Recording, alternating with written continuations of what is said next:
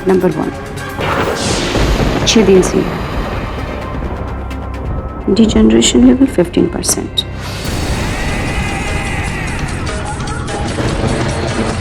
Bed number 2, 3 दिन से यहाँ है, डिजनरेशन लेवल 10%। बेड नंबर 3, 3 दिन से यहाँ है, डिजनरेशन लेवल 10%।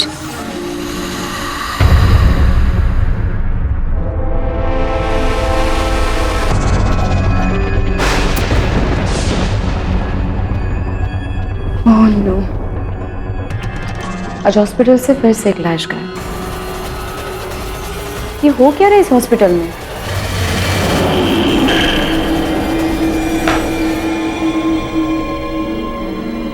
मुझे डॉक्टर वासु को बताना होगा।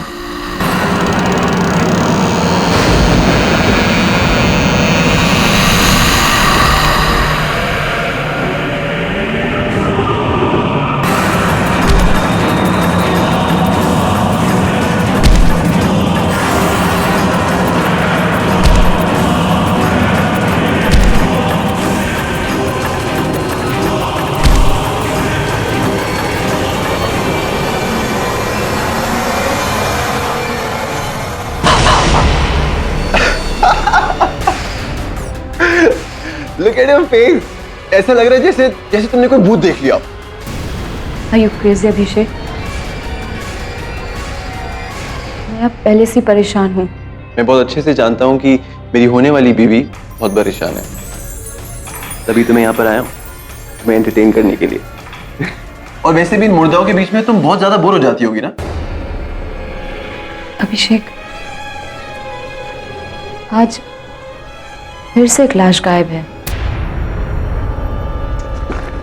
ये देखो शिट, कुछ घंटे पहले ही एक लावारिस लाश आई थी हॉस्पिटल में,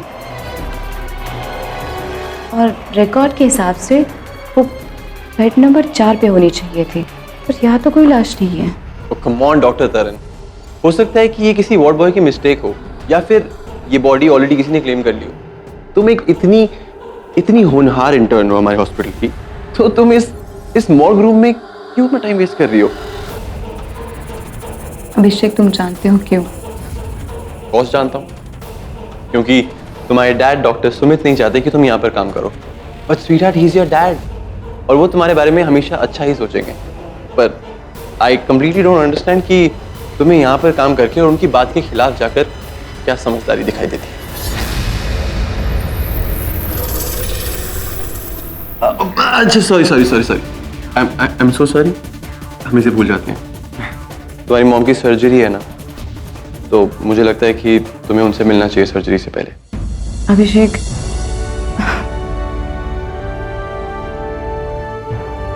पता नहीं, मुझे कुछ ठीक नहीं लग रहा है। मैं मॉम को इस हालत में नहीं देख सकती, इसलिए यहाँ हूँ। लेकिन आई ट्रस्ट डॉक्टर वासु, वो मेरी मॉम के ब्रेन का ट्यूमर सक्सेसफुली निकाल देंगे। I know that. I think तुम्हें कोई मिसअंडरस्टैंडिंग हुई है, क्योंकि डॉक्टर वासु तो बैंगलोर में है, और तुम्हारी मॉम का ऑपरेशन डॉक्टर वासु नहीं बल्कि तुम्हारे डैड डॉक्टर सुमित करने वाले। What? How dare he touch my mom? मैं उन्हें अपने मॉम के नजदीक भी नहीं आने दूंगी। डॉक्टर तरन,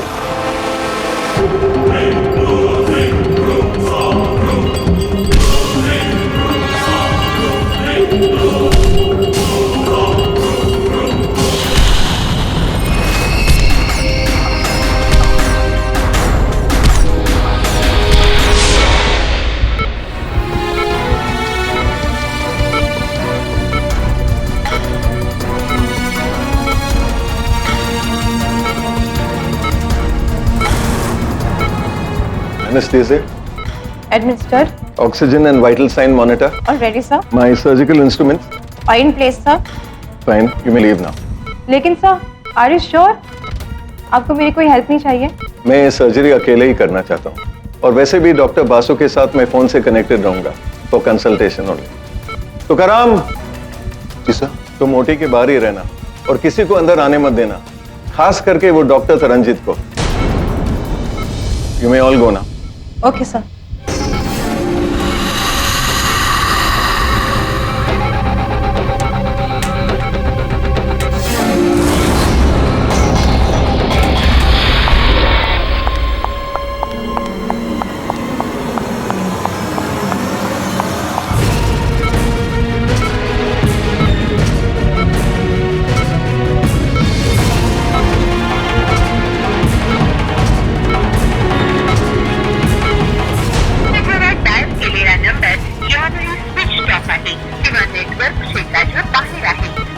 ओह नो, डॉक्टर वासु का नंबर तो नेटवर्क के बाहर है। Let me try again. Hello doctor Sumit, everything is okay? All set, shall we begin? हाँ, ओके। ओके। अरे डॉक्टर तरनजीत, एक मिनट मैडम रुकिए। डॉक्टर सुमित ने मुझे सख्त इंस्ट्रक्शन दिए कि अंदर कोई भी नहीं जा सकता। वो कौन है इंस्ट्रक्शन देने वाले? पेशेंट अपनी माँ है। मैडम मैं सिर्फ अपना काम कर रहा हूँ, प्लीज।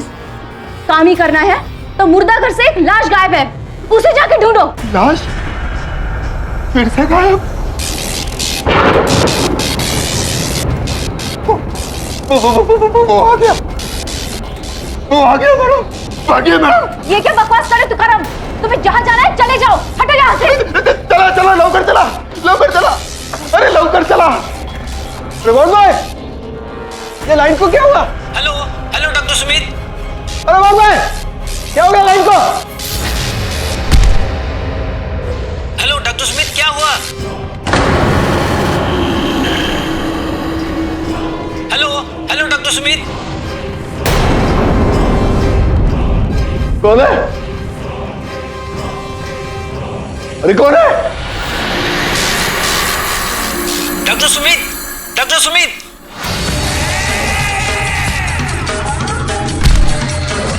कौन है? What is happening? Hello doctor Sumit. अरे कौन है?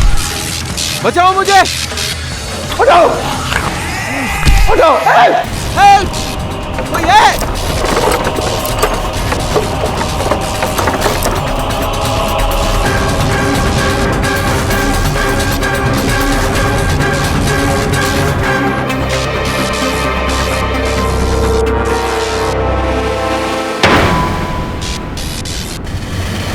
हेलो डॉक्टर सुमित, क्या हुआ?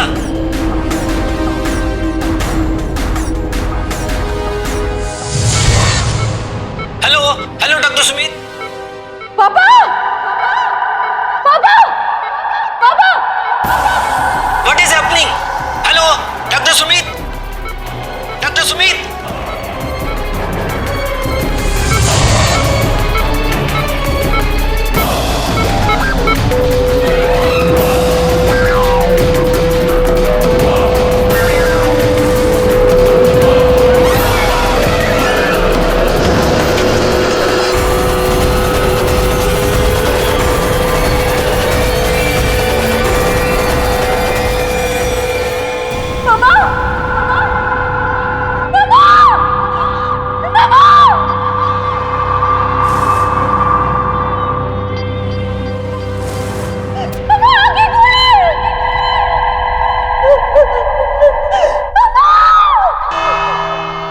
अदालत की कार्रवाई शुरू की जाए।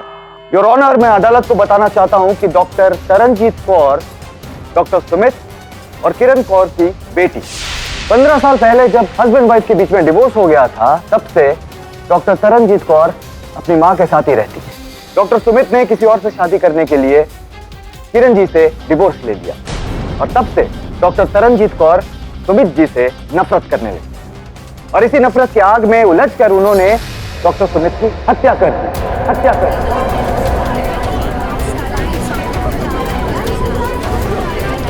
Order, order, silence please. नहीं, ये झूठ है। मैंने अपने पापा को नहीं मारा। जब मैं ऑपरेशन थिएटर में गई तो उनका खून हो चुका था और मेरी माँ का भी। योर ऑनर, मैं एक बहुत इंपॉर्टेंट बात बताना चाहता हूँ कि हत्या के बाद हॉस्पिटल के सारे स्टाफ ने डॉक्टर तरनजीत कौर के हाथ में वो मर्डर वेपन देखा, जिससे साफ जाहिर होता है कि असली गुनहगार सिर्फ और सिर्फ डॉक्टर तरनजीत कौर ही हैं। मुझे लगता है कि फाटक साहब को इस केस में ज्यादा मेहनत करने की जरूरत नहीं है, क्योंकि ये केस अपने आप में ही एक वाटर टाइट केस है। प्रोसिक्यूटर साहब, वाटर टाइट तो टाइटैनिक भी था, और उसका क्या हुआ ये तो हम सब जानते हैं। योर ऑनर, मैं मानता हूं कि मेरी मुवक्किल डॉक्टर तरनजीत कौर वहां इस उद्देश्य से गई थी कि अपने पिताजी को अपने माताजी के ऑपरेशन करने से रोक सके। एग्जैक्टली योर ऑनर, उद्देश्य तो पूरा हो ही गया। डॉक्टर सुमित की हत्या करके डॉक्टर तरनजीत कौर ने ऑपरेशन को रुकवा दिया, लेकिन अनफॉर्चुनेट फायदा कुछ नहीं हुआ, क्योंकि किरण जी ने ऑपरेशन थिएटर में ही उस वक्त अपना दम तोड़ा। मैं अदालत से ये दरख्वास्त करता कि डॉक्टर तरनजीत को, एक्चुअली इन्हें डॉक्टर नहीं कहना चाहिए, सस्पेक्ट तरनजीत कौर को डबल होमिसाइड का दोषी पाते हुए हमें कड़ी से कड़ी सजा देनी चाहिए। योर ऑनर, तथ्य अनुसार हत्या के पश्चात ऑपरेशन थिएटर बिखरा हुआ पाया गया। केवल इतना ही नहीं, योर ऑनर, हत्या के पश्चात डॉक्टर सुमित के मृत शरीर के हाथों में से बाल पाए गए। जो रिपोर्ट अनुसार न डॉक्टर तरनजीत कौर के हैं न इनकी माताजी के, तो स्पष्ट है योर ऑनर कि कोई और था वहां उपस्थित ऑपरेशन के दौरान जिसने हत्या की है डॉक्टर सुमित की। योर ऑनर, हॉस्पिटल स्टाफ के मुताबिक ऑपरेशन थिएटर में डॉक्टर सुमित के अलावा सिर्फ एक ही व्यक्ति था, और वो खुद उनकी एक्स वाइफ किरण कौर जी, जो एनेस्थीसिया के नशे में थी। तो बेडी साहब, आप क्या प्रूव करना चाहते हैं कि उस हालत में उन्होंने डॉक्टर सुमित की हत्या कर दी? मुझे पूरा विश्वास है प्रोसिक्यूटर साहब कि आपने इतनी तो अभ्यास की होगी वकालत में ये जानने के लिए कि मैं ये तो नहीं कह रहा। तो फिर खून किसने किया? मैं जानता हूं साहब किसने मारा।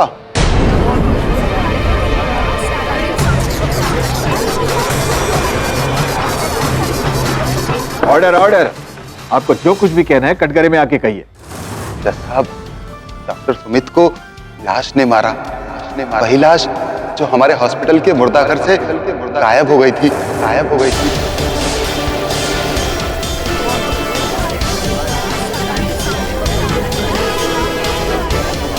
Order order, silence please. Tukaram, तुम अदालत में हो इस वक्त, क्या बकवास कर रहे हो? देवा शपथ साहब, हमारे हॉस्पिटल में अक्सर ऐसा होता है, लाश अपने आप गायब हो जाती है साहब, लाश अपने आप चलने लगती है साहब। 1 साल पहले मुझे भी लाश ने मारा था साहब, ये देखिए साहब। ये हॉस्पिटल की बिजली को क्या हो रहा है? ऑपरेशन थिएटर में तो कोई भी नहीं है।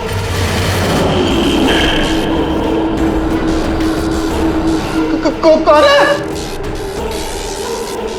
ये तो मुर्दा घर के किसी मुर्दे की स्लिप है ना?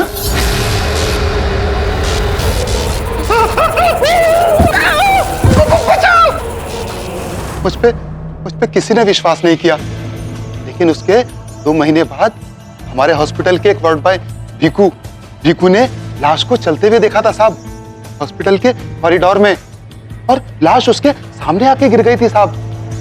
अभी सबने माना कि मैं सच बोल रहा था साहब। उसके बाद हॉस्पिटल में जब भी लाइट फ्लिकरिंग होती थी साहब, हम सब वार्ड बॉय और नर्स अपने आप को एक कमरे में बंद कर लेते थे साहब, और जैसे ही लाइट आ जाती थी हम सब लोग वापस बाहर आ जाते थे साहब। अब साहब, भूत से पंगा कौन लेगा साहब? योर ऑनर, मुझे लगता है कि तुकाराम पागल हो गया है। वो सिर्फ और सिर्फ अदालत और हमारा समय जाया कर रहा है। We should not take him very seriously. Your honour, मुझे ऐसा लगता है कभी कभी असंभव में ही संभव छिपा होता है। अब ये केवल तुकाराम ने देखा होता तो संभवतः हम इस बात को नजरअंदाज कर पाते, तो अस्पताल में अन्य वार्ड बॉय ने भी देखा। योर ऑनर, अब ये घटना या घटनाएं नेचुरल हैं या सुपरनेचुरल का पता लगाए बिना इस केस में आगे बढ़ना उचित नहीं होगा। मैं छानबीन करने के लिए अदालत से समय की मांग करता हूं। यह अदालत कल तक के लिए मुलतवी की जाती है। Court is adjourned. अस्पताल में चलती हुई लाश और किस किस ने देखी? साहब, मैं और दूसरा भीकू। वो तो इतना डर गया था कि काम छोड़ के अपने गांव ही चला गया। जी सर, हम सब बहुत डर गए थे। फिर तुकाराम ने हमें आइडिया दिया कि जब भी लाइट टिमटिमाए तो हम सब एक कमरे में बंद हो जाएं। What nonsense!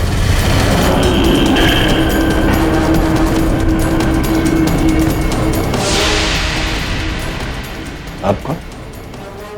हाय, डॉक्टर अभिषेक और डॉक्टर तरन का मंगेतर। सर, आप इन लोगों की बातों में बिल्कुल विश्वास मत कीजिए। ये बकवास कर रहे हैं। भला बॉडीज भी कभी चलती हैं क्या? लगता तो ऐसा ही है।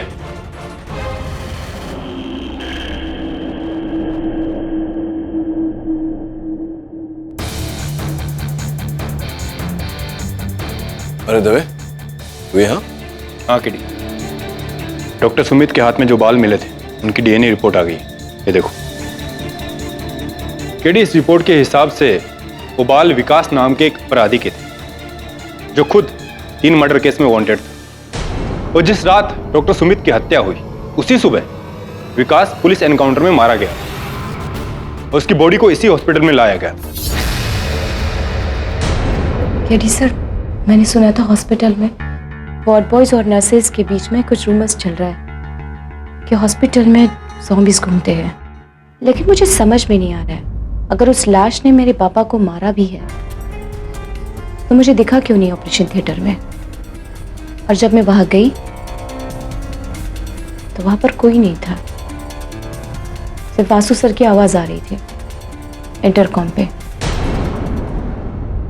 डॉक्टर वासु ऑपरेशन के दौरान इंटरकॉम पे थे? हाँ, वो ब्रेन सर्जरी में पापा से भी बड़े एक्सपर्ट थे, इसीलिए वो बैंगलोर से कंसल्ट कर रहे थे। वो दोनों बहुत अच्छे दोस्त थे, इसलिए उन्होंने पार्टनरशिप में हॉस्पिटल भी खोला था। ऐसी फिर तो डॉक्टर वासु से बात करनी पड़ेगी। डॉक्टर वासु, जिस दिन ये हत्या हुई डॉक्टर सुमित की, डॉक्टर सुमित ऑपरेशन थिएटर में थे अकेले, तो आप उन्हें कंसल्टेशन दे रहे थे बेंगलोर से फोन द्वारा? जी हाँ। तो ये जो फोन द्वारा आप संपर्क पे थे, आवाजें आप तक पहुंच रही थी, क्या आपने एक बार भी डॉक्टर सुमित को डॉक्टर तरनजीत का नाम लेते हुए सुना? No, I don't think so. वो सिर्फ यही बोल रहे थे, हटाओ इसे, हटाओ, हेल्प मी, हेल्प मी। तो योर ऑनर, मुझे समझ में नहीं आ रहा कि इससे केडी साहब साबित क्या करना चाहते हैं। योर ऑनर, आपकी अनुमति हो तो जो मैं प्रमाणित करना चाहता हूं उसे दर्शा दूं। अनुमति है? यहाँ आइए मेहता साहब, आगे आइए मैदान में, आइए आइए। और उस तरफ घूम जाइए। मान लीजिए कुछ क्षण के लिए कि आप डॉक्टर सुमित है और यहाँ आप अपनी पत्नी का ऑपरेशन कर रहे हैं। ये इंस्पेक्टर दवे जो हैं पीछे खड़े हैं, देखिए इंस्पेक्टर दवे हैं, ये आकर आप पर प्रहार करें। आप रेडी हैं?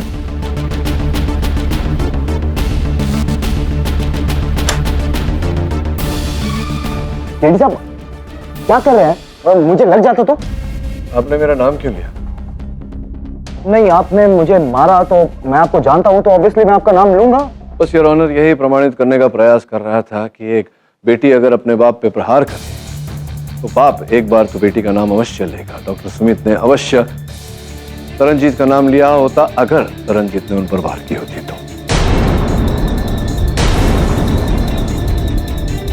इंटरेस्टिंग, मैं समझ गया केडी साहब, लेकिन हो सकता है कि डॉक्टर सुमित ने नाम लिया होगा लेकिन अफरा तफरी में डॉक्टर वासु ने नहीं सुना होगा, और अगर सुना है तो शायद याद नहीं होगा क्योंकि उम्र हो गई है ना इनकी। आपका पेन। योर ऑनर, ये जो प्रश्न रखा है मेहता साहब ने, इसका उत्तर देने में बिल्कुल कठिनाई नहीं है। हॉस्पिटल में जब भी कोई डॉक्टर एक एक्सपर्ट डॉक्टर की कंसल्टेशन लेता है फोन द्वारा, तो वो वार्तालाप रिकॉर्ड की जाती है योर ऑनर, भविष्य के विद्यार्थियों के पढ़ाई की। इस समय वो रिकॉर्डिंग मेरे सहायक वरुण के पास है। आपकी अनुमति हो तो मैं अदालत में चला दूं। अनुमति है।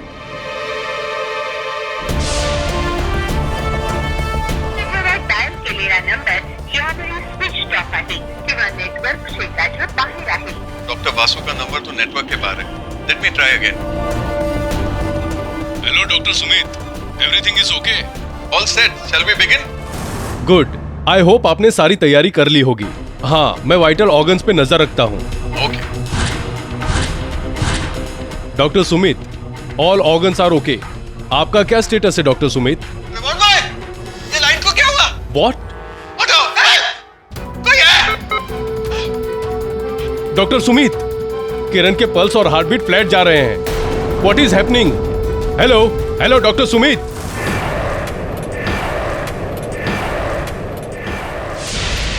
योर ऑनर, इस रिकॉर्डिंग में कहीं डॉक्टर सुमित ने तरनजीत का नाम नहीं। डॉक्टर वासु बिल्कुल सही कह रहे हैं। उन्होंने डॉक्टर सुमित को नाम लेते हुए बिल्कुल भी नहीं। लेकिन केडी साहब, ये कहां पर साबित हो रहा है कि डॉक्टर तरनजीत ने डॉक्टर सुमित का खून नहीं किया?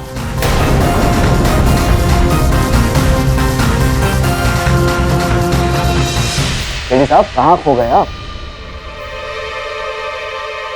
नहीं, खोया नहीं था, यही था। योर ऑनर, मेहता साहब की बात तो सत्य है।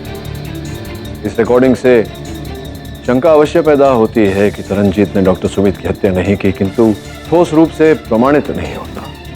ठोस रूप से एक बात अवश्य प्रमाणित होती है योर ऑनर, कि डॉक्टर वासु अदालत में झूठ बोल रहे हैं।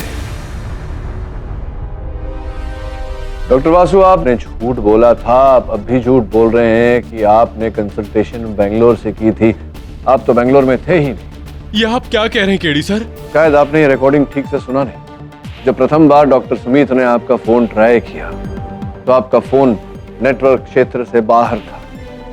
अगर आप उस समय बेंगलोर में होते, कर्नाटक में होते, तो वो संदेश कन्नड़ में होता, किंतु इस रिकॉर्डिंग में वो संदेश मराठी में है।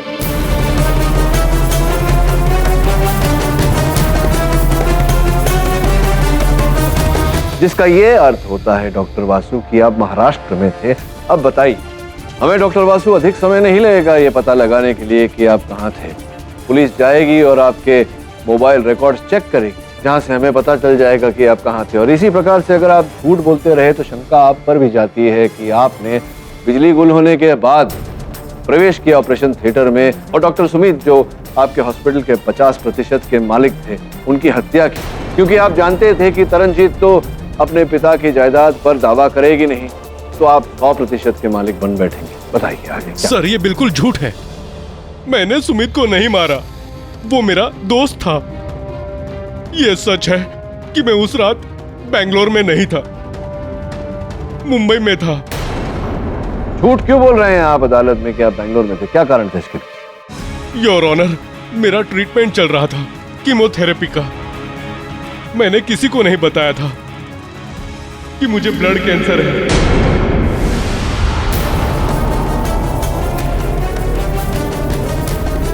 मैं बेंगलोर के बहाने कोलाबा की एक हॉस्पिटल में कीमोथेरेपी ले रहा हूं।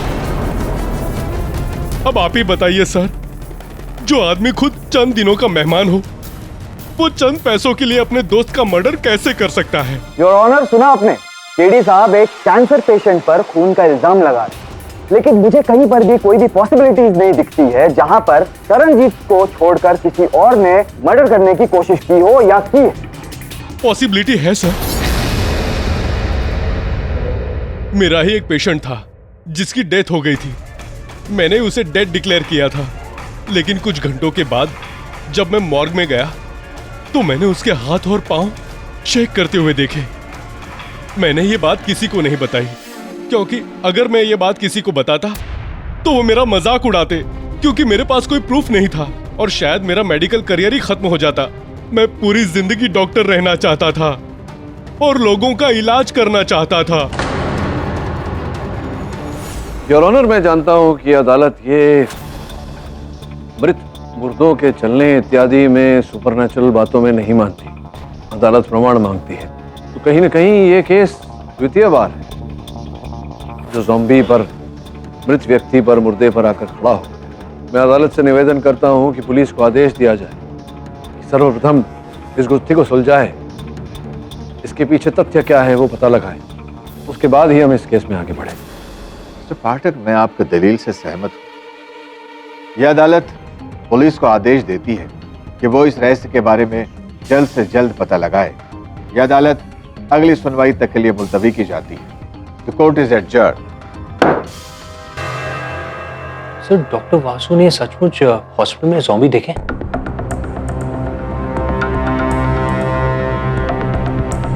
पता नहीं उन्होंने डॉक्टर वासु ने क्या देखा क्या नहीं। वैसे भी ये ज़ॉम्बी का विषय बहुत ही विवादग्रस्त है। मेरा निजी मानना ये है कि एक ज़ॉम्बी का उठकर जाकर किसी की हत्या करना ये असंभव सा मामला है। सर, डॉक्टर सुमित की मौत के बाद हॉस्पिटल का स्टाफ और डर गया और मुझे पता चला है कि हॉस्पिटल ग्रेवयार्ड पर बनाया गया है। मैंने सीरियल में एक देखा था कि भूत था और वो सिर्फ 3 बजे रात को निकलता था। बिली, बात को समझो, यहाँ भूतों की बात नहीं हो रही, ज़ॉम्बी की बात हो रही। ज़ॉम्बी वो व्यक्ति होता है, मृत व्यक्ति, उस पर प्रयोग किया जाता है। कभी कभी शॉक देने से उसकी मानसिकता कहीं ना कहीं अंदर जागृत होती है। ऐसा सब है, बोलते हैं ऐसा। भूत की बात नहीं हो रही है। वरुण, वो तुकाराम क्या कह रहा था? जब वो अस्पताल की लाइट फ्लिकर होती है तभी वो ज़ॉम्बी दिखता है। वो तो होएगा ना केडी। अरे भूत के आजू बाजू इतना पावर होता है कि लाइट तो फ्लिकर होएगा ही। मतलब क्या कहना चाह रही हैं आप कि अब भूत खून नहीं वोल्टेज पीते हैं? Ridiculous that is. सर, आप क्या देख रहे हैं? इंटरनेट पे रिसर्च करता हूँ, देखता हूँ कोई ना कोई सुराग अवश्य मिलेगा। Okay sir.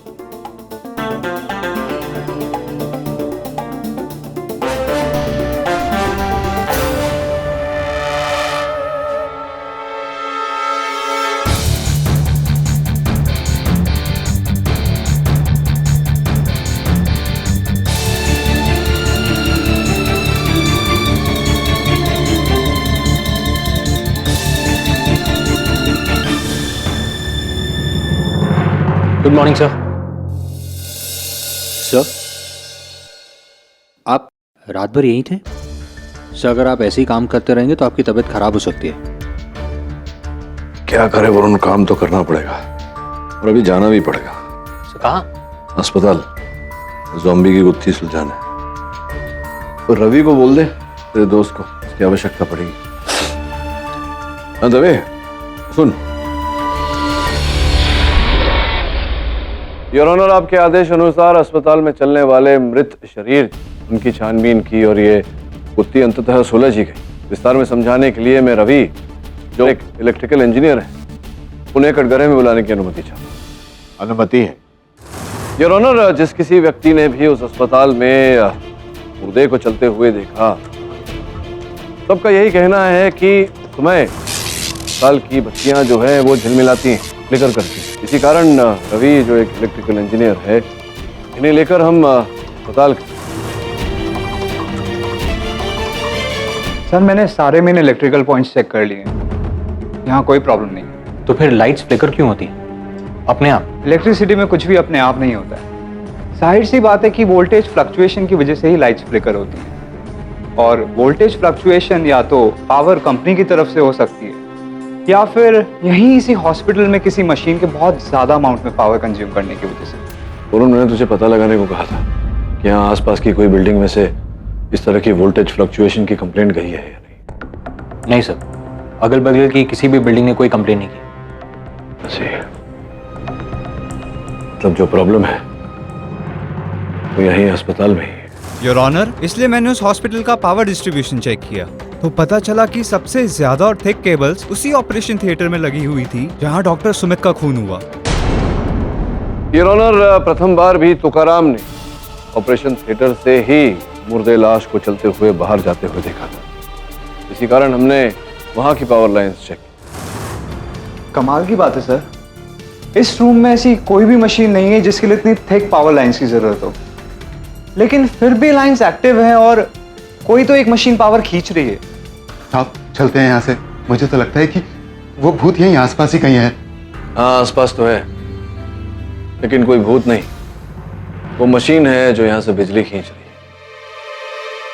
है। दीवार के पीछे एक वरुण, आयरन पाउडर लाने बोला था, तुझे लाया?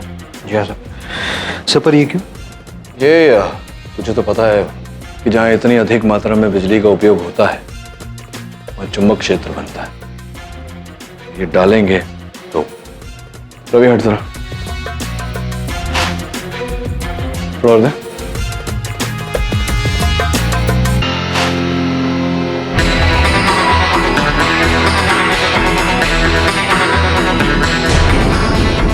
यहीं से पावर खींच रहा है, इसका मतलब पीछे ही कोई मशीन है। वो मैग्नेट है।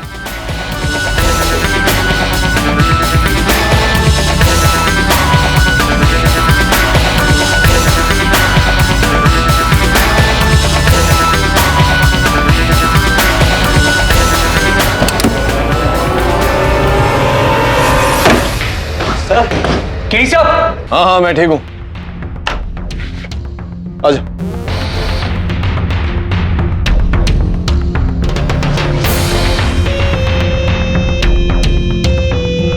यहां तो एक और प्रवेश द्वार है।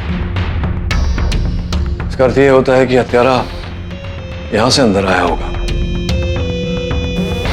थिएटर में जाकर डॉक्टर सुमित की हत्या करके फिर यहीं से पलायन कर गया होगा। मुझे लगता है यहाँ कहीं ना कहीं तो कोई ना कोई सुराग तो छोड़कर गया होगा।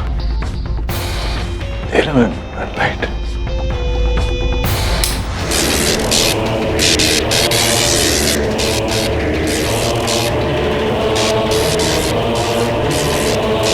योर ऑनर, ये दृश्य मैंने स्वयं देखा। एक मृत देह अपने हाथ पैर हिला रहा है,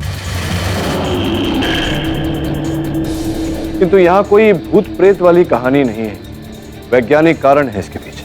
साधारण रूप से भी योर ऑनर जब हम हाथ पैर हिलाते हैं तो उसके पीछे कारण होता है योर ऑनर, हमारे मस्तिष्क से एक इलेक्ट्रिकल इंपल्स जाता है जो हमें कहता है हाथ पैर हिलाने के लिए, और हम हिलाते हैं। उस लैब में भी योर ऑनर ऐसा ही प्रयोग चल रहा था, जहां इलेक्ट्रिक इंपल्सेस देकर एक मृत व्यक्ति के हाथ पैर हिलाए जा रहे हैं।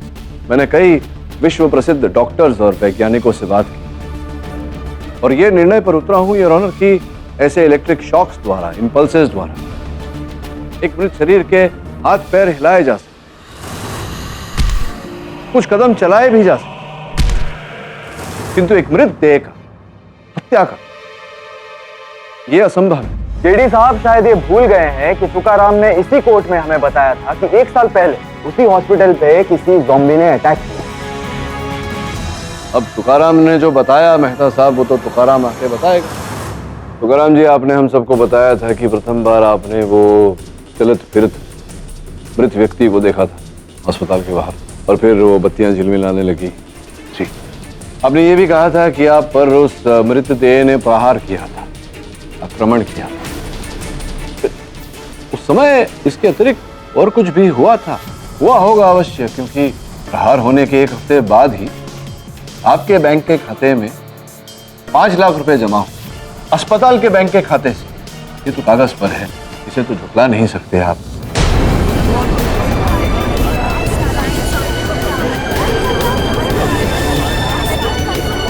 Order order. और फिर द्वितीय बार आपने कहा था कि वो जो दूसरा वार्ड बॉय है, क्या नाम था उसका? भीकू। Bhiku Bhiku Bhiku ward boy. अब भीकू वार्ड बॉय गांव चला गया, पर हमारी पुलिस हाथ पे हाथ धरे तो बैठी नहीं रहेगी। उन्होंने पकड़ा उसे, पूछताछ की तो पता चला कि आपने 50,000 रुपए उसे दिए हैं गांव लौट जाने के। अभी क्या चल रहा है? वो बोनस मिला था ना साहब मेरे को। हाँ, बोनस दिया गया था।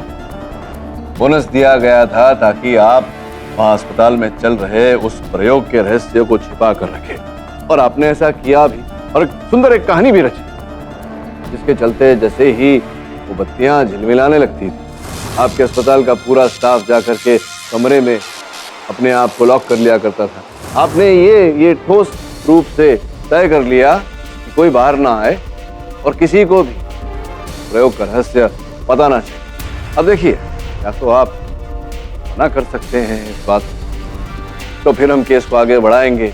हो सकता है न्यायाधीश महोदय आप पर सख्ती बरते और आप जेल जाएं, और जेल में दवे साहब आपसे उससे भी अधिक सख्ती बरते। क्या झेल पाएंगे आप इतनी सख्ती?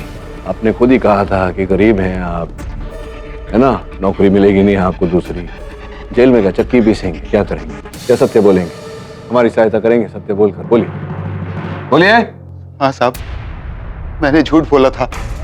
5 लाख रुपए बहुत बड़ी रकम होती है साहब, लेकिन साहब मुझे नहीं पता था कि मेरे झूठ की वजह से डॉक्टर सुमित की जान चली जाएगी। इसके कहने पर आपने झूठ बोला? डॉक्टर सुमित ने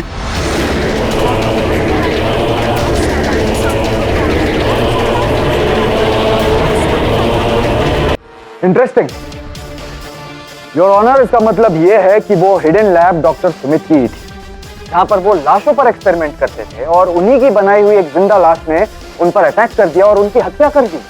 नहीं नहीं नहीं नहीं प्रोसिक्यूटर साहब, आप जो चल रहा है अदालत में उस पर आपका ध्यान नहीं।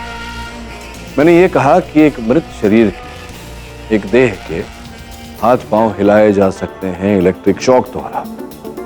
मैंने ये कतई नहीं कहा कि वो देह उठकर हाथ में सर्जिकल इक्विपमेंट उठाकर इस डॉक्टर की हत्या भी कर सकता है, ये नहीं कहा मैंने। केडी साहब, खून फिर किसने किया? क्या हम जाकर लाश से पूछे कि भैया लाश बताइए कि खून किसने किया? मेहता साहब, मेरे अनुभव अनुसार हत्या के हर केस में कहीं ना कहीं लाश बोलती अवश्य है।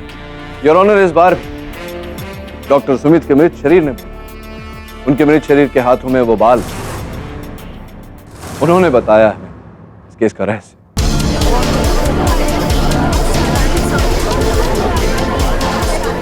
Order, silence in the court. आपकी अनुमति हो तो मैं एक बार इंस्पेक्टर दवे को कटघरे में बुलाना चाहूंगा। अनुमति है। योर ऑनर, केडी पाठक ने मुझे जानकारी दी कि वो हॉस्पिटल एक ग्रेवयार्ड की जमीन पे बनाया गया है और हॉस्पिटल बनाने से पहले डॉक्टर सुमित और डॉक्टर वासु ने ग्रेवयार्ड की सारी बॉडीज को शिफ्ट करने के लिए अलग से जमीन ली। मैं वहां इन्वेस्टिगेशन करने के लिए गया था। मुझे ये जानना था कि आप यहाँ अकेले काम करते हैं? Yes sir. तुमको क्या मांगता है बॉय? मुझे ना यहाँ की सारी डेड बॉडीज चाहिए। Dead bodies? हाँ, और सबसे पहले वो जो लेटेस्ट दफनाई गई अभी हाल फिलहाल में। हमने सारी बॉडीज की जांच करवाई और ऑलमोस्ट हर बॉडी के सर पे जलने का निशान था, मतलब उन पे एक्सपेरिमेंट किए गए थे। इंस्पेक्टर दवे, अदालत को बताइए कि वो कौन व्यक्ति था जो इन सारे शरीरों को, मृत शरीरों को वहां दफन कर रहा था? डॉक्टर सुमित ने। योर ऑनर, पिछले 1 साल से डॉक्टर सुमित हर महीने वहां एक बॉडी दफनाते थे। ग्रेवयार्ड का खर्चा हॉस्पिटल के फंड से चल रहा था और स्टीव को भी उन्होंने खरीदा हुआ था। अब इंस्पेक्टर दवे, ये बताइए कि डॉक्टर सुमित के निधन के बाद विकास की बॉडी को किसने दफनाया? हाँ किड, अच्छे से पूछताछ करने के बाद स्टीव ने हमें उसका नाम भी बता दिया, डॉक्टर अभिषेक।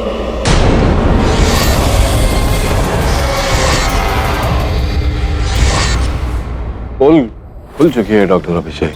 न केवल स्टीव ने आपकी पहचान करवाई है कि वहां उस गुप्त प्रयोगशाला में आपकी उंगलियों के छाप जगह जगह हर स्थान पर पाए गए। नहीं केडी सर, कुछ गलती हुई है। अभिषेक ऐसा नहीं कर सकता।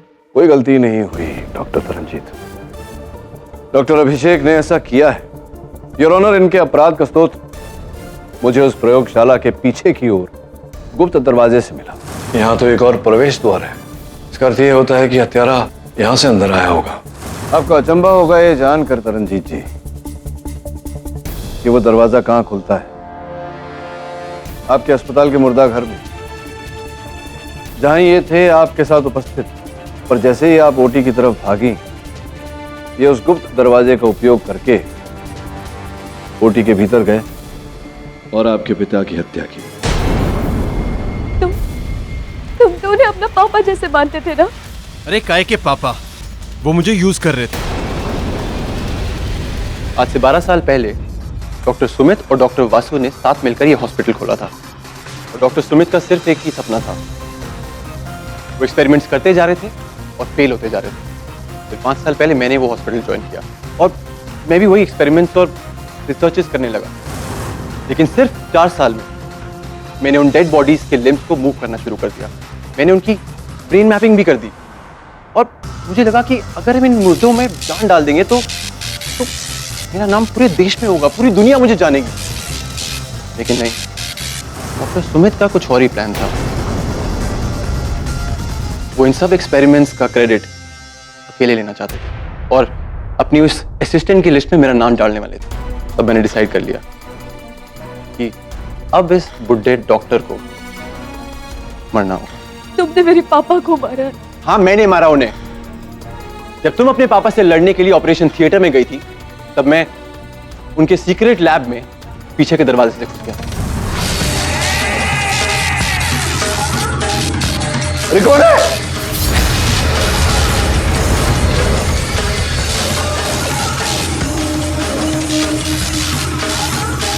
बचाओ, बचाओ, पड़ी जाओ।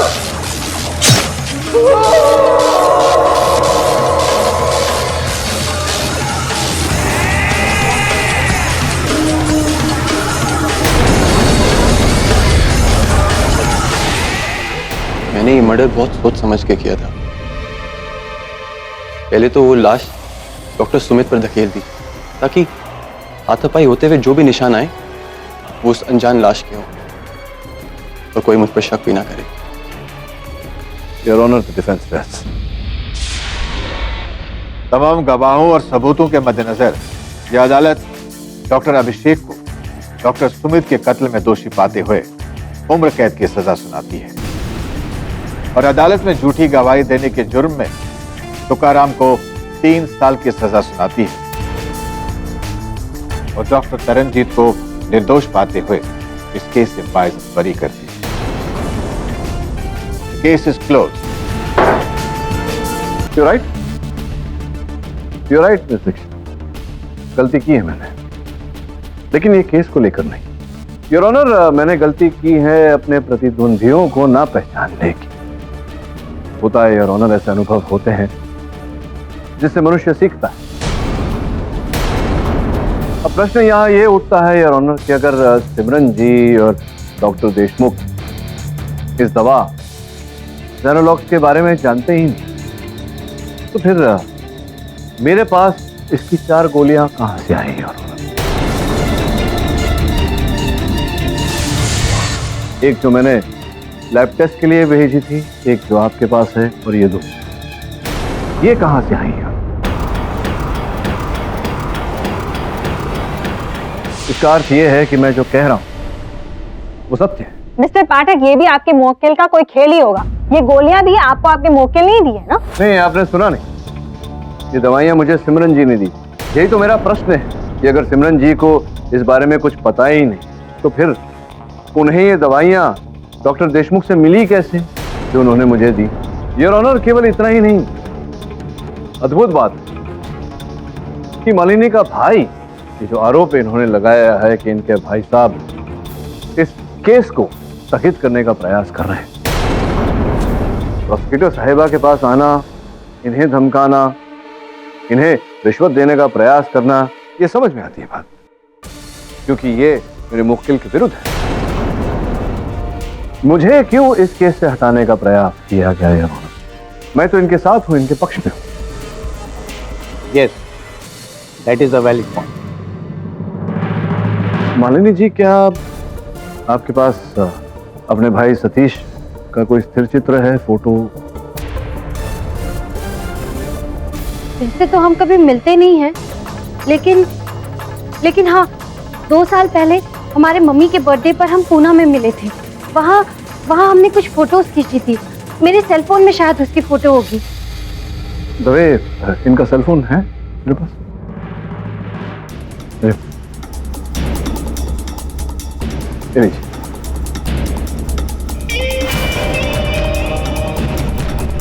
हाँ, ये मेरे भाई की फोटो है।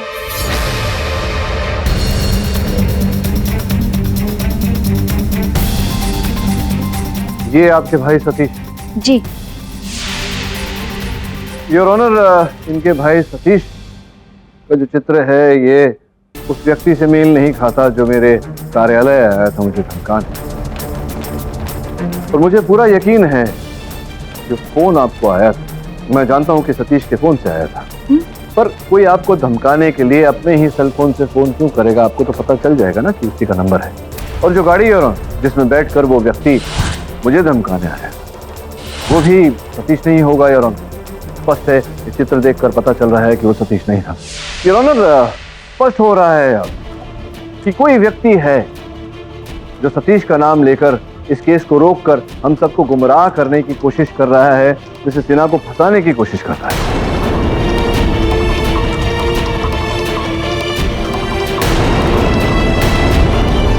मिस्टर पाठक, आपका ये कहना आसान है, लेकिन जब तक उस आदमी का पता अदालत को नहीं मिल जाता तब तक आपके क्लाइंट पे लगे सवाल अब भी बिना जवाब के हैं।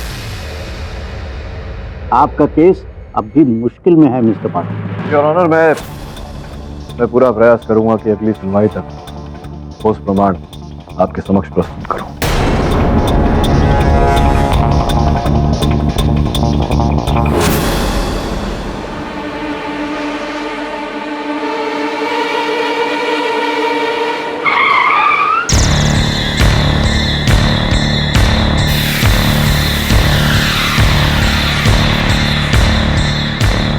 Good evening sir. Shut up, ये पैसे रखो और ये केस खत्म करो। केस तो लगभग खत्म है सर। लगभग, लेकिन पूरी तरह नहीं ना। इस केडी पाठक से मुझे बहुत डर लगता है। जो भी हो, हमारी ड्रग्स जेनोलॉक्स का नाम और प्रोडोल का जिक्र अदालत में नहीं आना चाहिए, चाहे उसके लिए उस औरत को फांसी क्यों ना हो जाए। समझे? Yes sir. पैसे की चिंता मत करो गोवा, केडी को मरवाना भी पड़े तो हम तैयार हैं। जेनोलॉक से जो हमारी बदनामी होगी वो उसकी जान से ज्यादा कीमती नहीं है। अंडरस्टैंड? ये लो।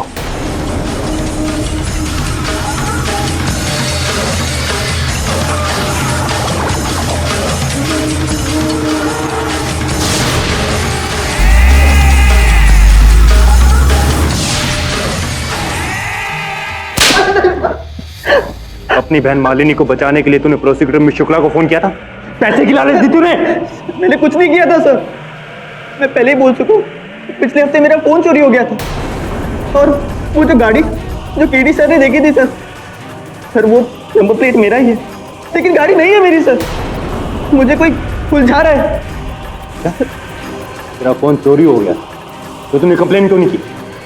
सर 4 फोन है मेरे पास और कब गायब हुआ कब चोरी हुआ सर कंप्लेन नहीं कर पाए सर, भूल गया। क्या भूल गया? भूल गया? सर मेरा यकीन करिए सर, मेरा इस केस में कुछ लेना देना नहीं है। उस आदमी को पकड़िए जिसने मेरा फोन चोरी किया सर। हे सावंत, चाय पिला के जाने दे इसको। मालिनी तो जेल में ही रहना, प्लीज कभी बाहर मत आना।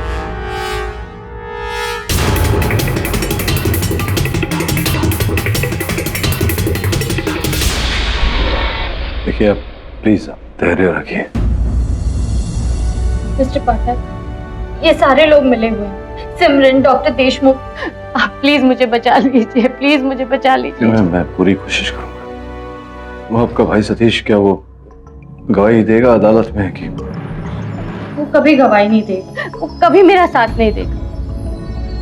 वो मुझसे बहुत नफरत करता है मिस्टर पाठक। जायदाद को लेकर हमारे बीच लड़ाई हुई, वो कभी मेरी मदद नहीं करेगा।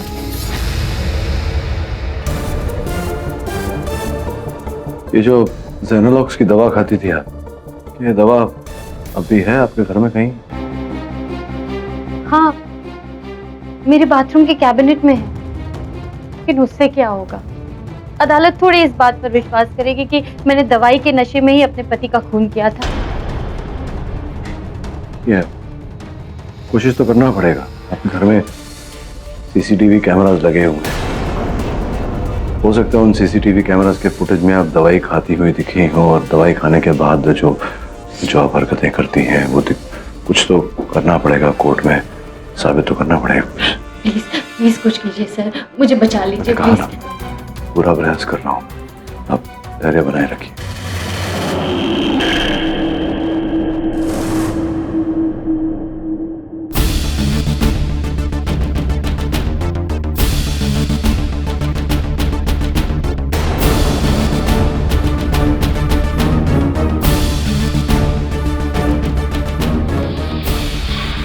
सर, आपने देखा जिस दिन वेदांत का मर्डर हुआ उसी सुबह मालिनी ने 2 गोलियां जेनोलॉक से खाई।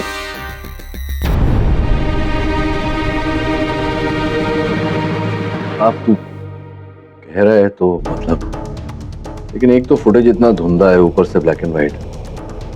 अदालत में साबित कैसे करेंगे कि ये जेनोलॉक्स की गोली खा रही है? मतलब हो सकता है सर्दी खांसी, you know what I mean. ये जेनोलॉक्स ही है ये कैसे साबित करेंगे? दिखाई नहीं दे रहा।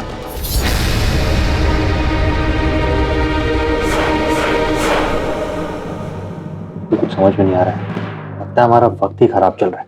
अरे वक्त से याद आया, मेरी घड़ी गुम हो गई। मैं सोच ही रहा था कि ऑनलाइन नई घड़ी खरीदूंगा, देखता हूँ कुछ।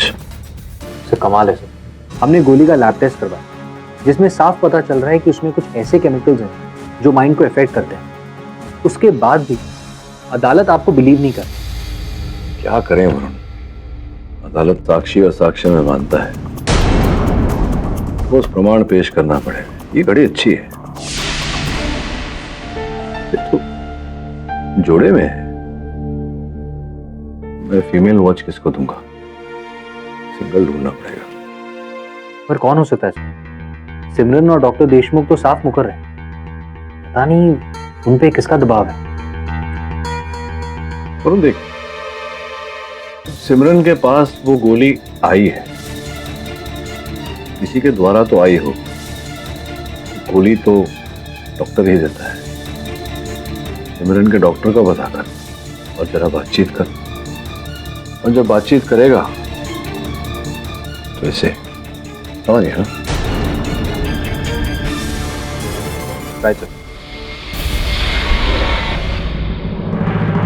देखिए मिस्टर वरुण, मैं समझ सकता हूं कि क्यों अदालत ने डॉक्टर देशमुख और सिमरन ने जेनोलॉक्स को मानने से साफ इनकार कर दिया। क्यों किया? आपने प्रोडोल का नाम सुना है? किसके बारे में? प्रोडोल।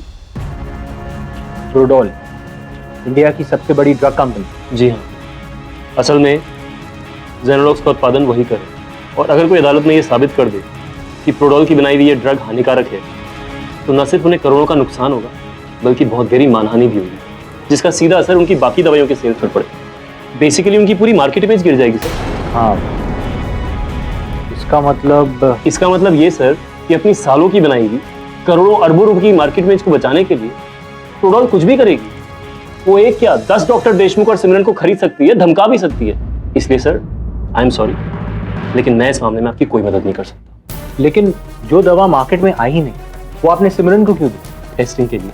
असल में प्रोडोल कंपनी हम डॉक्टर्स को कुछ सैंपल्स देती है जो हम अपने पेशेंट्स पे टेस्ट करते हैं, ताकि उनके नतीजे देखकर वो अपनी दवाइयों को परफेक्ट बना सकें। एक मिनट, टेस्टिंग के लिए? ये तो गैर कानूनी है, आप लोगों का इस्तेमाल कर रहे हैं। तभी तो मैं इस बारे में खुलकर अदालत में बात नहीं कर सकता हूँ सर। देखिए आई एम सॉरी, मैं इस मामले में आपकी कोई मदद नहीं कर सकता, प्लीज। और हाँ, जो भी मैंने आपको जेनोलॉक्स के बारे में बताया है वो सिर्फ इस कमरे तक, बाहर नहीं सर, प्लीज। वैसे डॉक्टर नायडू कहना पड़ेगा, वीडियो में हैंडसम लग रहे हैं आप। सर आप मुझे ऐसे ब्लैकमेल कैसे कर सकते हैं सर? ये तो गैर कानूनी है सर। आप क्या कानूनी और गैर कानूनी की बात कर रहे हैं? ये जो आपने किया क्या वो कानूनी है? एक मल्टीनेशनल ड्रग कंपनी से रुपए लेकर, रिश्वत लेकर आपने उनके ड्रग का उपयोग अपने पेशेंट पर किया, उसे बकरा बनाकर। क्या ये कानून के दायरे में? हाँ, तो ये तो अदालत में उठेगी बात तो न्यायाधीश महोदय बताएंगे। अरे नहीं सर, प्लीज सर आप अदालत को इसमें क्यों डाल रहे हैं sir? I am very sorry sir, I am really very sorry, लेकिन प्लीज सर आप लोग इस मैटर को बाहर मत जाने दीजिए सर, मेरा तो लाइसेंस छिन जाएगा सर। मतलब आपका लाइसेंस छिन जाएगा, आपको तकलीफ होगी, और आपके किए की वजह से जो जिंदगी छीन रही है उनकी, उसका कुछ नहीं। बोलिए, कोई उत्तर है आपके पास इसका? ठीक है सर, मैं आपकी मदद करने के लिए तैयार हूं। मैं प्रोडोल और जेनोलॉक्स को एक्सपोज करने में आपकी मदद करूंगा।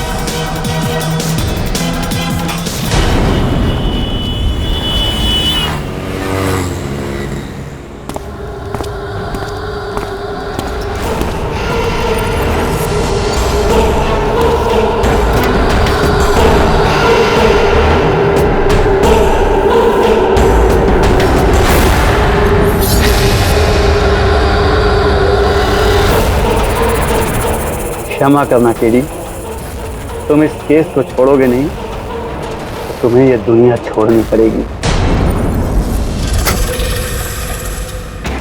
Good bye.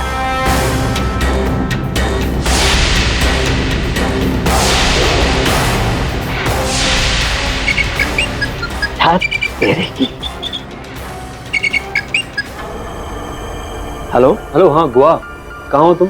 बिजी हूँ, बाद में फोन करना। नहीं नहीं, बाद में टाइम नहीं है, मुझे जेनोलॉक्स चाहिए अभी। हाँ, तेरे की। क्या हुआ? नहीं नहीं, कुछ नहीं। देखो मामला गर्म है, बॉस ने जेनोलॉक्स की सप्लाई को बंद करने के लिए कहा है। क्यों चाहिए जेनोलॉक्स? गुआ, मेरे पास जर्मनी की 2 पार्टीज है और वो करोड़ों रुपए दे सकती हैं। तुम्हारे पास कुछ तो गोलियां होंगी जेनोलॉक्स की देने के लिए। है, लेकिन प्रोडोल वालों ने कहा है कि। अरे यार, प्रोडोल वालों को कैसे पता चलेगा कि तुमने वो गोलियां मुझे बेचनी है? गुआ, मैं तुम्हें कम से कम 70 लाख रुपए दे सकता हूँ, सोचो तो सही। 70 लाख? हाँ। ठीक है, हम वहीं पे मिलेंगे, लेकिन पैसे एडवांस में। ओके? हाँ हाँ ठीक है, डन।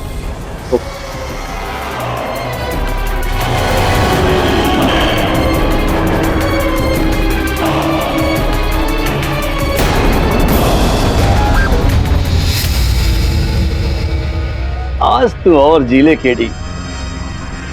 आज मैं पैसे कमा लेता हूं, कल तुम अपनी जिंदगी गवा देना। सुनो, मुझे कुछ होगा तो नहीं ना? कुछ नहीं होगा, एकदम नॉर्मल बिहेव करो। वो देखो आ गया।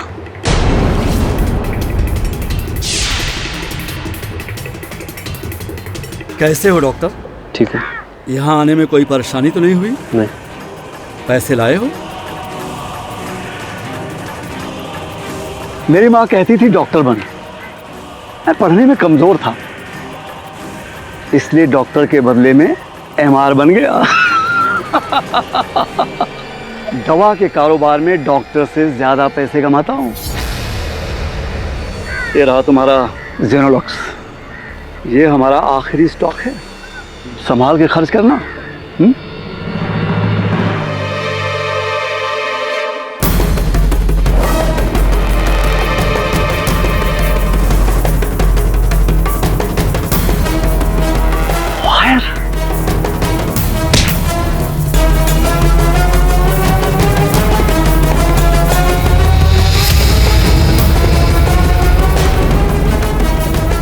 मेरे साथ गद्दारी?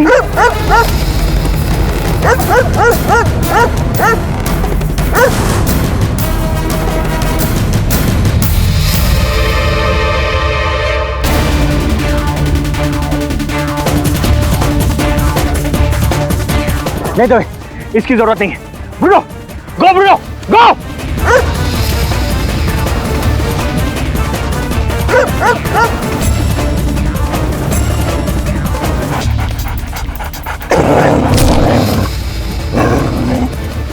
Good job Bruno.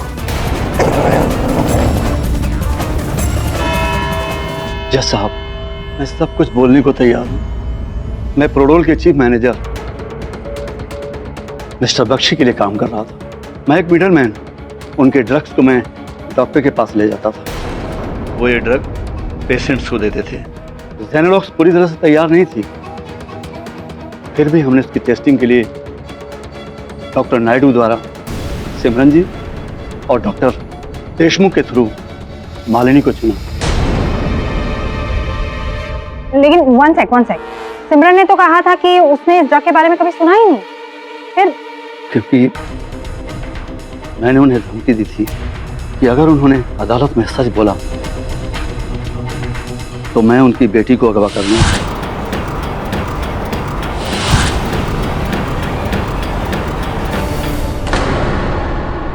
Your honour, इसी प्रकार से इन्होंने डॉक्टर देशमुख को डराया, धमकाया, अदालत में झूठ बोलने को उकसाया कि उन्हें उस दवा के बारे में कुछ नहीं पता और वो दवा उन्होंने मिसेस सिन्हा को नहीं दी थी। जबकि सत्य तो ये है कि सर, ये मिस्टर गोवा ने जेनोलॉक्स की गोलियां लाकर मुझे दी। ये काफी खतरनाक ड्रग्स है सर। पेशेंट इसे लेते ही अपने दिमाग पर काबू खो बैठता है। ये बहुत ही खराब ड्रग है सर। ये एक ऐसा नशा है जो आपके होश हवास उड़ा देता है, आपको कुछ पता ही नहीं चलता कि आप क्या कर रहे हैं। सर, मेरे साथ ऐसा हुआ है और मालिनी के साथ भी। मालिनी ने अनजाने में ड्रग के नशे में वेदांत की जान ले ली। लेकिन एक और क्वेश्चन है, वो मालिनी का भाई सतीश, उसकी सेलफोन की बात कर रही हैं? नहीं, वो सेलफोन गुहा ने चुराया था और उस सेलफोन से आपको फोन किया गया ताकि सबको ये लगे कि आपको धमकियां सतीश दे रहा है। और वो गाड़ी और नंबर प्लेट दोनों नकली, पुलिस को गुमराह करने के लिए, अदालत को गुमराह करने के लिए, ताकि अदालत में ये बात स्थापित हो कि मालिनी और सतीश दोनों मिलकर ये षड्यंत्र रच रहे, जबकि वास्तविकता में ऐसा कुछ नहीं था। तो योर ऑनर, ये की सजा तो प्रोडोल के चीफ मिस्टर बख्शी को ही मिलनी चाहिए। Your honour, mister Bakshi.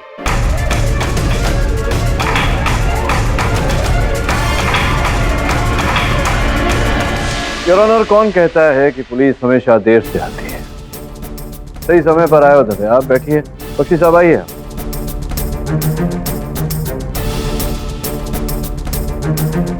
मैं आपको बताना चाहता हूं बख्शी साहब कि ये जो मिसेस सिन्हा को आपने अपने अनुसंधान का पात्र बनाया, इन्हें निशाना बनाया, जेनोलॉक्स ड्रग का प्रयोग इन पर किया, इसके कारण न केवल इनका पूरा परिवार नष्ट हो गया, जीवन असफल हो गया।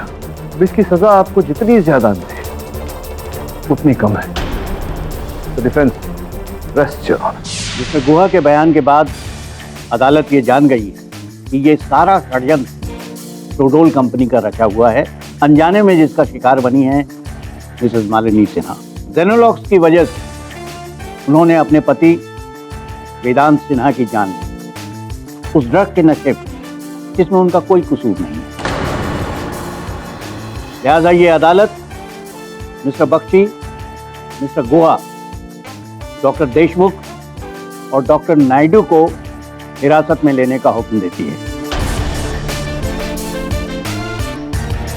और मिसेस मालिनी सिन्हा को उनके पति वेदांत सिन्हा के कत्ल के जुर्म से बाइज्जत बरी करती है और हुक्म देती है कि उन्हें फौरन मेडिकल ट्रीटमेंट दिया जाए।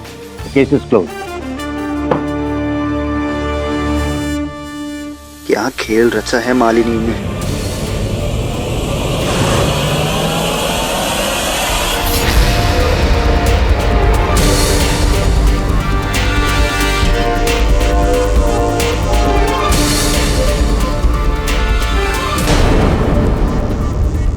लगता है केस खत्म नहीं हुआ। मिस्टर पाठक, ये आपकी फीस। Thank you. वैसे ये फीस तो कुछ भी नहीं है, क्योंकि आपने जो मेरे लिए किया है उसके लिए मैं जिंदगी भर आपकी आभारी रहूंगी। तो अब मैं चलती हूँ। अरे हाँ मिस्टर पाठक, मैं मनाली जा रही हूँ, अगर आपको कुछ चाहिए तो आप मुझे बता दीजिएगा। आप मनाली जा रही हैं? जी, सोचा कि जिंदगी में इतना सब कुछ हो गया है तो एक आध महीने के लिए कहीं बाहर चले जाऊं, ताकि अपनी बिखरी हुई जिंदगी को समेट सकूं। अच्छा अच्छा अच्छा। कब? अगले Sunday. Have a good trip. Thank you so much. Bye bye.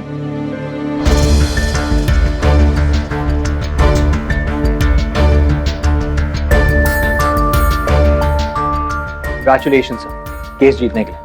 Sir मैं तो कहता हूँ कि इससे पहले कोई नया केस आए आप छुट्टी पे कहीं चले जाए। क्यों तू मुझे छुट्टी पे भेजना चाहता है ताकि तुझे भी छुट्टी मिले? कोई छुट्टी उट्टी मिलने नहीं वाली, क्योंकि ये केस अभी तक खत्म नहीं हुआ। सर अब किसका केस? अरे ये केस है ना, चल ही रहा है, doctor Naidu. Sir doctor Naidu को तो बेल मिल गई है। इनफैक्ट वो 1 महीने के लिए कॉन्फ्रेंस में जा रहे हैं। अच्छा, कॉन्फ्रेंस में जा रहे हैं? विचित्र बात है। उन्होंने कोई और लॉयर कर लिया, बताया तक नहीं?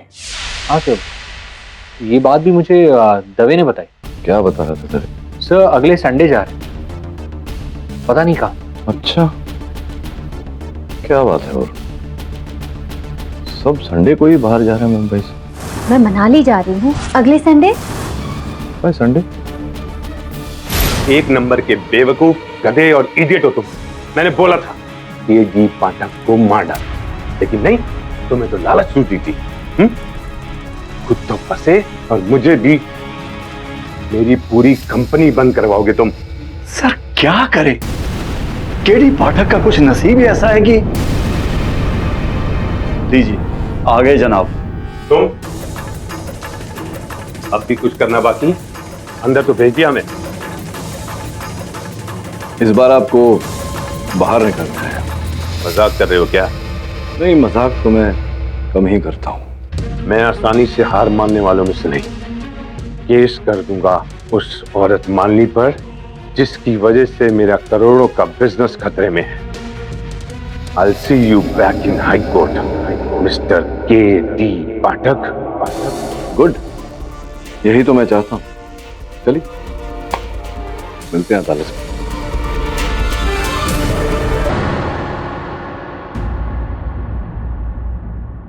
दीदी, हाँ, आपसे कोई मिस्टर खान मिलने आए हैं। मिस्टर खान? अच्छा चलो।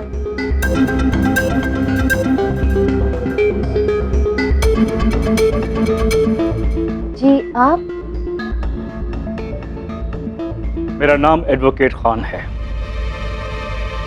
प्रोडोल के चीफ मिस्टर बख्शी ने मुझे हायर किया है एक केस लड़ने के लिए आपके खिलाफ।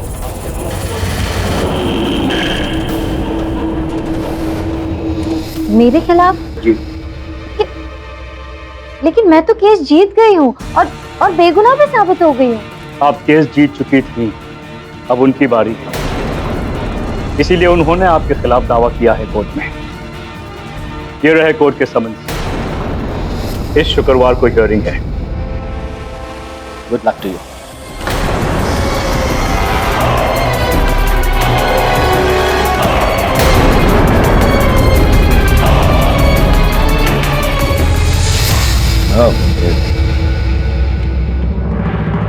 लीगल समन्स है आपके नाम, लेकिन चिंता करने की कोई आवश्यकता नहीं।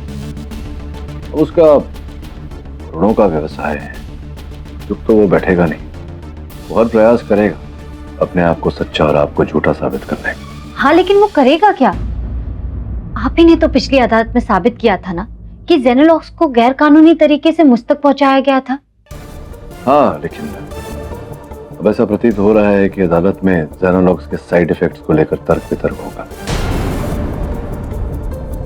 वैसे जाने से पहले ये आपका चेक जो आपने मुझे दिया था, ये रख लीजिए। ये क्यों? नहीं, अब केस जो है वो अभी तक समाप्त नहीं हुआ। समापन के पहले आपसे रुपए लेना ये मेरे उसूलों के खिलाफ होगा। एक बार जब कुछ सामने आ जाए, सत्य सामने आ जाए, उसके बाद ले लूंगा। शीघ्रता क्या है। थैंक यू मिस्टर पाठक, आप मेरी जिंदगी में एक मसीहा बनकर आए हैं। आपका बहुत बहुत धन्यवाद। आप जो कहेंगे मैं वैसा करूंगी। क्या करना होगा मुझे? हाँ, अभी करना क्या है, अदालत के आधे घंटे पहले बताऊंगा। ये लीजिए आपकी जेनोलॉक्स की दवा।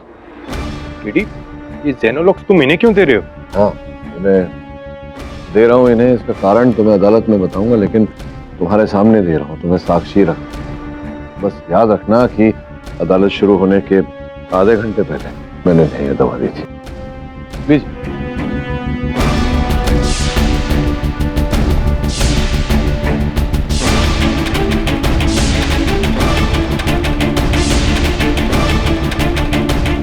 अब याद रखना, जब प्रोडोल के वकील खान साहब आएंगे तब वो जो आपने मेरा नाम लिया मिस्टर पाठक और मैं हाजिर हो गया।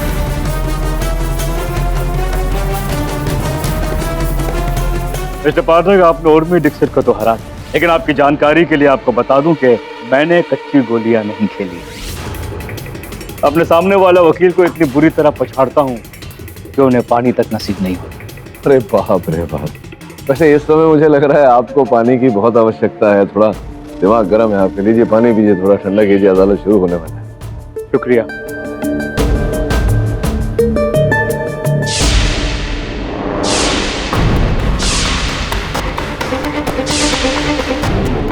योर ऑनर, मेरे मौक्किल अरविंद बख्शी पर लगाया हुआ इल्जाम गलत है। मिसेस मालिनी सिन्हा के जरिए किए गए इनके पति के खून में प्रोडोल या जेनोलॉक्स दवा का कोई हाथ नहीं। हाँ साहब, आप संभवतः ये भूल रहे हैं कि अदालत में फॉरेंसिक रिपोर्ट द्वारा ये प्रमाणित हो चुका है कि जेनोलॉक्स ड्रग के साइड इफेक्ट वो बहुत ही उग्र और खतरनाक है। मैं भी मानता हूँ योर ऑनर कि जेनोलॉक्स का साइड इफेक्ट है, क्योंकि ये दवा अभी तक परफेक्ट नहीं की गई। लेकिन साइड इफेक्ट्स इतने खतरनाक नहीं है मिस्टर पाठक जितना कि आप बयान कर रहे हैं। बहुत विचित्र बात है कि हत्या आपको खतरनाक लगती है? हत्या इन्होंने खुद की है और इल्जाम लगा रही हैं एक छोटी सी गोली पर। मेरा यकीन मानिए, इस गोली का मुझ पर सचमुच गहरा असर होता है।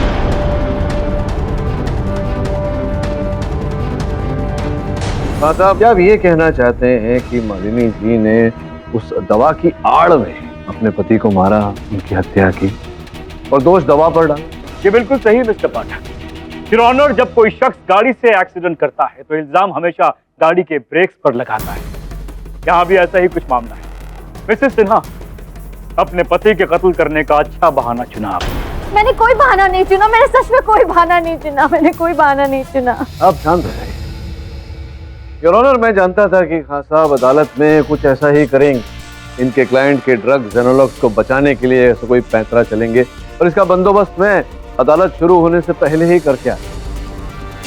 योर ऑनर, इस अदालत के प्रारंभ के आधे घंटे पूर्व हमने मिसेस मालिनी सिन्हा को जेनोलॉक्स दवा दी। ऑफ कोर्स पुलिस और इंस्पेक्टर दवे के निरीक्षण, ताकि अदालत स्वयं देख सके कि जेनोलॉक्स दवा कितना उग्र खतरनाक साइड इफेक्ट। ये आप कैसे कर सकते हैं मिस्टर पाठक? आपको मुझे बताना चाहिए था। बताया होता तो क्या हो? नहीं होता कुछ नहीं मिस्टर पाठक, लेकिन बिना वजह किसी को जेनोलॉक्स गोली देना, क्योंकि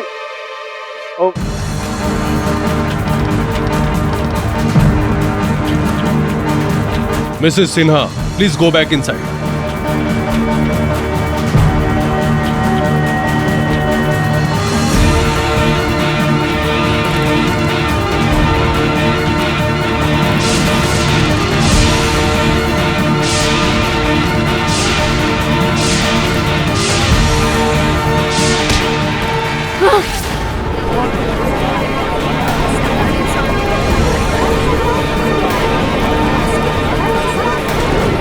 Mr. Pathak, what is this? ये मैं क्या कर रही थी? हाँ? योर ऑनर, यही है जेनोलॉक्स ड्रग का साइड इफेक्ट। ये अपने प्राण लेने का प्रयास कर रही थी, उन्हें याद तक नहीं। आप प्लीज मालिनी जी अंदर जाइए। योर ऑनर, हम ये कैसे मान लें कि इन्होंने जेनोलॉक्स दवा ली है या ये एक्टिंग कर रही है? मैंने कहा ना खान साहब, इंस्पेक्टर दवे इस बात के गवाह हैं कि हमने मालिनी जी को जेनोलॉक्स दवा दी। Okay mister Pathak, your honour, मान लेते हैं कि इन्होंने वाकई में जेनोलॉक्स दवाई खाई, लेकिन वाकई उस दवा का असर इन पे हुआ है या ये एक्टिंग कर रही है? ये बात आप कैसे साबित करेंगे मिस्टर पाठक? देखा, कर दिया ना इन्हें चुप।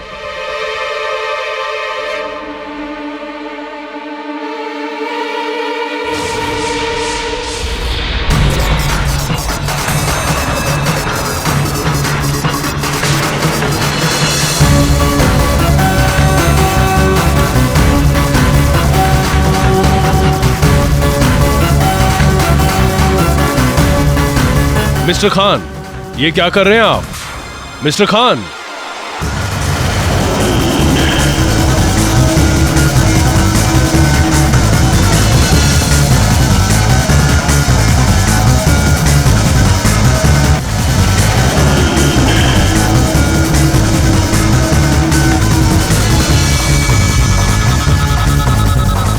खान साहब, तो भूख लगी है आपको?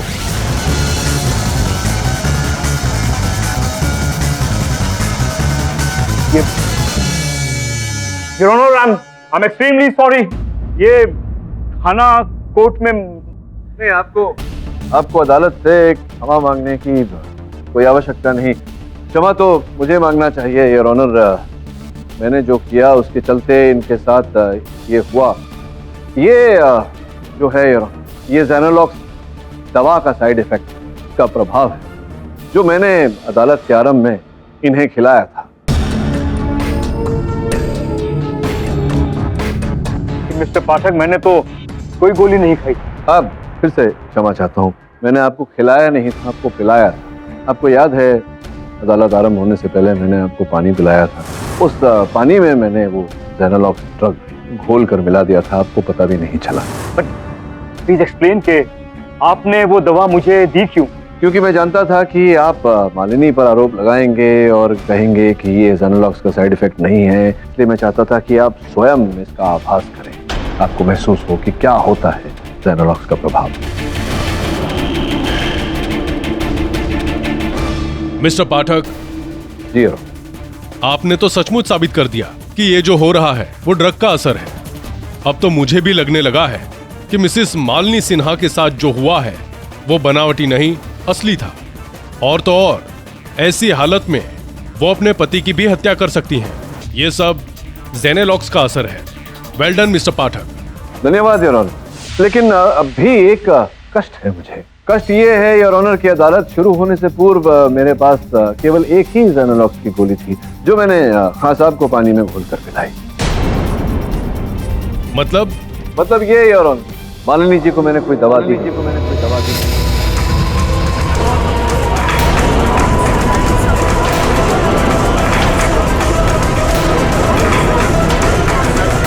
शुरू होने से पूर्व मेरे पास केवल एक ही जेनेलॉक्स की गोली थी जो मैंने खान साहब को पानी में घोलकर पिलाई। मतलब ये योर ऑनर, मालिनी जी को मैंने कोई दवा दी।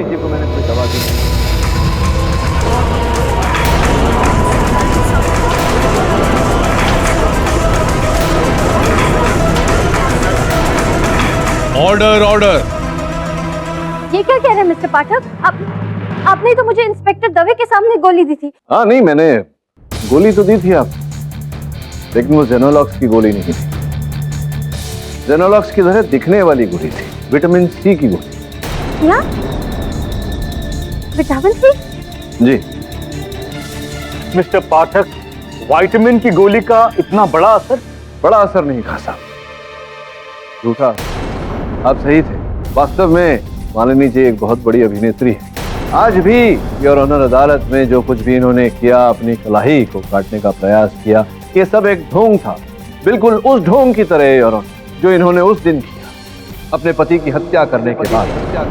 इन्होंने अपने पति की हत्या जानबूझकर की है योर ऑनर, जेनोलॉक्स दवा की आड़।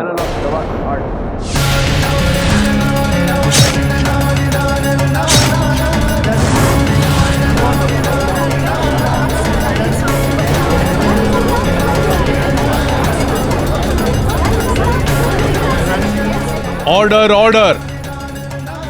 लेकिन मिस्टर पाठक, आप तो मेरी तरफ से हैं। नहीं, मैं आपकी तरफ नहीं, मैं तो सिर्फ सत्य की तरफ चलता हूँ। इसका मतलब आपने मुझे धोखा दिया? धोखा मैंने नहीं मालिनी, धोखा तो आपने दिया है, मुझे नहीं, अदालत को। ये जताकर कि आपने अपने पति की हत्या जेनोलॉक्स के साइड इफेक्ट के चलते की, जबकि ऐसा नहीं। अब क्या करें, लोहे को लोहे से काटना पड़ा। वाह मिस्टर पाठक, तभी आपने मिस्टर बख्शी को उकसाया कि वो हाई कोर्ट में अपील करे ताकि आप इन्हें रंगे हाथों पकड़ सकें। वाह मिस्टर पाठक, आपने तो बाजी मार अपना जीता हुआ केस हारा। नहीं, मिस्टर पाठक झूठ बोल रहे हैं। मैंने अपने पति को नहीं मारा है। वो एक हादसा था जज साहब, वो एक हादसा था। अब हादसा क्या है, हकीकत क्या है, नाटक क्या है, वास्तविकता क्या है, ये सब कुछ ही क्षणों में बाहर आ जाएगा। ये पूरा रहस्य उस षड्यंत्र का, जिसकी खिलाड़ी केवल आप नहीं, आपके प्रेमी मिस्टर हेमंत नायडू भी।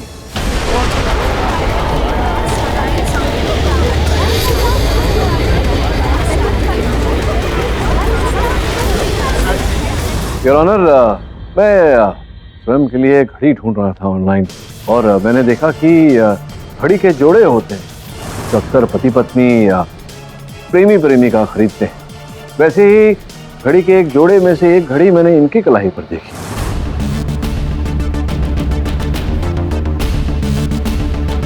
और दूसरी मालिनी जी की कलाई पर।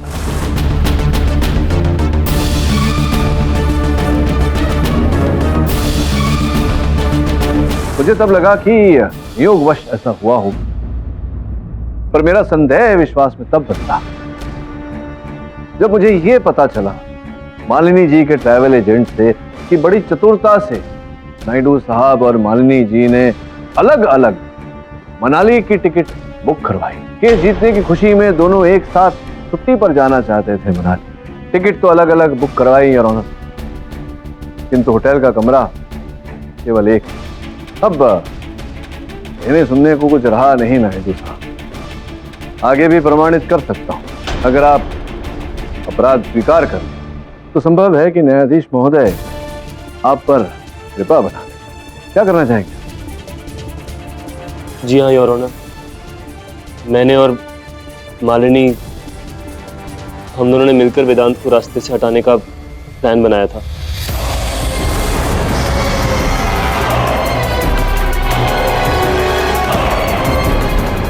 मैंने पहले सिमरन को जेनोलॉक्स दी थी ताकि वो उस बारे में मालिनी को बता दे, और मालिनी को मैंने जेनोलॉक्स के साइड इफेक्ट्स के बारे में पहले ही बता दिया था ताकि उसकी आड़ में वो अभिनय कर सके और अपने पति की जान ले सके।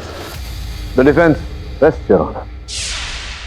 ये अदालत तमाम सबूतों और गवाहों को मद्देनजर रखते हुए मिसेस मालिनी सिन्हा को अपने पति वेदांत की हत्या के आरोप में आजीवन कारावास की सजा सुनाती है और डॉक्टर नायडू को उनका साथ देने के लिए 7 साल की सजा सुनाती है और साथ ही मिस्टर बख्शी, मिस्टर गुहा और डॉक्टर देशमुख को गैरकानूनी रूप से दवाइयों की सप्लाई करने के कारण उन पर अलग से केस चलाने का हुक्म देती है। The case is closed.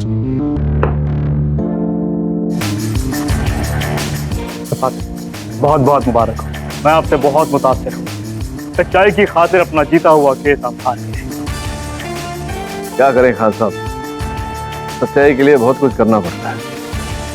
और किसी विशेष व्यक्ति ने कभी कहा था, हार के जीतने वाले को ही बाजीगर कहते हैं। और भी दिलचस्प कहानी देखने के लिए हमारे चैनल को सब्सक्राइब करें और बेल आइकॉन दबाना न भूलें।